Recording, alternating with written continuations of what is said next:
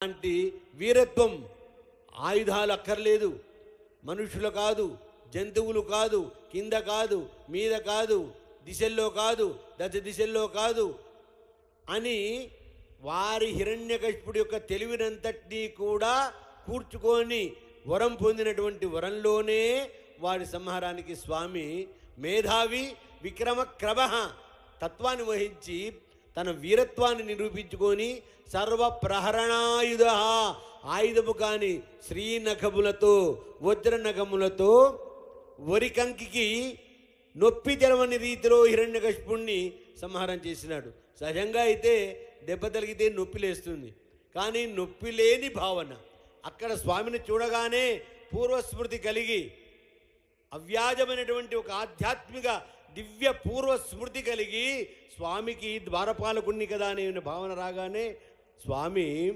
హిరణ్యకశిపుడంతా కూడా తాదీప్యం చెందిపోయినాడు. సదా పశ్యంతి సూరయ అన్న వాక్యం సదా పశ్యంతి రాక్షస అని కూడా అనొచ్చు మనం ఇక్కడ. ఎందుకంటే ఆ రాక్షసుడిలో భక్తితత్వం వచ్చింది కాబట్టి ఆ భక్తిలో కూడా వీరత్వం వచ్చి రాక్షసత్వం పరాకాష్ఠకు చెంది స్వామి దగ్గరికి చేరుకున్నాడు. ఎవరైనా సరే చిన్న పిల్లల్ని ఒళ్ళో కూర్చోబెట్టుకుంటారు. హిరణ్యకశిపుడిని కూడా స్వామి ఒళ్ళోనే కూర్చోబెట్టుకున్నాడు కదా, కడప పైన కూర్చోబెట్టాడు సంధ్యా సమయంలో. సంధ్యాకాల సముద్భూతో స్తంభోద్భవన రుకేశరి, అలాంటి రుకేశరి వీరత్వం ఉగ్రం వీరం. మహావిష్ణు అనగా విషువ్యాప్తం అనేటువంటి ధాతువు నుంచి సర్వవ్యాప్తి అయి సర్వకాల సర్వావస్థల యందు కూడా ఈ సృష్టి స్థితి లయలను కాపాడుతూ ఉంటాడు. అది విష్ణు తత్వం.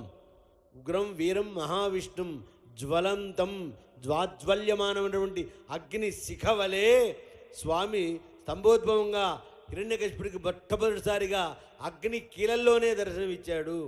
అలాంటి పురుషుణ్ణి తామగ్నివర్ణాం తపసా జ్వలంతీం వైలోచనీం కర్మ ఫలేషు చూస్తామని వేద పురుషుడు స్వామిని ప్రార్థించినాడు. జ్వలంతం సర్వతోముఖం ప్రాణభయంతో ఉన్నటువంటి ఆ హిరణ్యకశిపుడికి ఎక్కడ చూసినా ఆ నృసింహస్వామి వారి ముఖమే కనపడుతోంది. కాబట్టి అది సర్వతోముఖం. మనం ఏ ముఖంలో చూస్తామో ఒక వెలుగుతున్నటువంటి దీపం ఏ దిక్కున కాంతి ప్రసరణ చేస్తుంది అంటే అన్ని దిక్కులా ప్రసరించినట్టుగానే స్వామి ఎక్కడ చూసినా ఆ నృసింహస్వామి వారే కనపడుతున్నాడు. సర్వతోముఖం నృసింహం. ఇప్పుడు నారసింహతత్వం నకారం వ్యాకరణ రీత్యా ధృతం, అది పూర్వపదంలోనూ ఉత్తర పదంలోనూ కలిస్తే సంధి సమాసాలు ఏర్పడి పరసన్నికర్ష సంహిత అనేటువంటి వ్యాకరణ సిద్ధాంత భావనతో స్వామి నకారో నారసింహశ్చ, నకారం నారసింహస్వామి వారికి ప్రతీకపోతుంది. అవసరమైతే వ్యక్తం, లేకపోతే అవ్యక్తం, అది మనకు సువ్యక్తం. అలాంటి నకారం అక్కడ రకారం రమతే పుంసాం క్షకారం క్షేమమేవచ రకారాక్షర భేదేన సర్వతో రక్షమాం. ఆ రకారం అనేది ఉందే మనలో ఉండబడేటువంటి చీకటిని దహింపజేసి జ్ఞానం అనేటువంటి ప్రజ్ఞానాన్ని మనకు తెలియజేస్తుంది. చీకటికి తావే లేదు. అలాంటి అజ్ఞానాన్ని నశింపజేసి జ్ఞానజ్యోతిని ప్రకాశింపజేసి ధృతం నమే భక్షతి నమే రక్షతి అన్నట్టుగా రక్షతి రక్షిత. స్వామి ఎవరైతే ఆశ్రయిస్తారో వాళ్ళని రక్షించుతాను. రక్ష్యాపేక్షాం ఉపేక్షతే అని కక్షలు లేనటువంటి స్వామి ఏకైక కక్షగా స్వామి లక్ష్యాన్ని నెరవేర్చుకున్నటువంటి సందర్భం.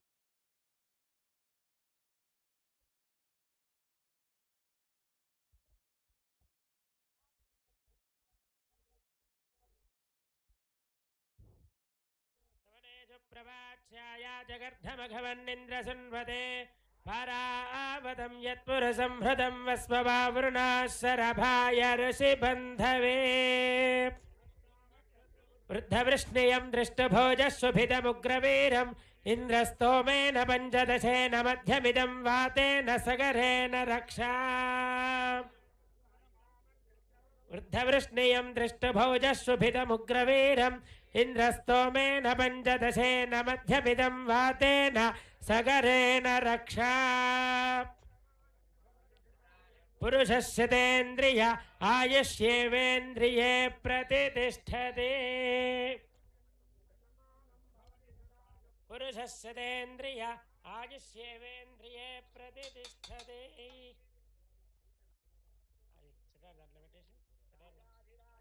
प्रसह्यधाहिने नमो भयं वै श्रवणाय कुर्महे समे कामाय मह्यौ कामेश्वरो वै श्रवणो दधातु कुबेराय वै श्रवणाय महाराजाय नमः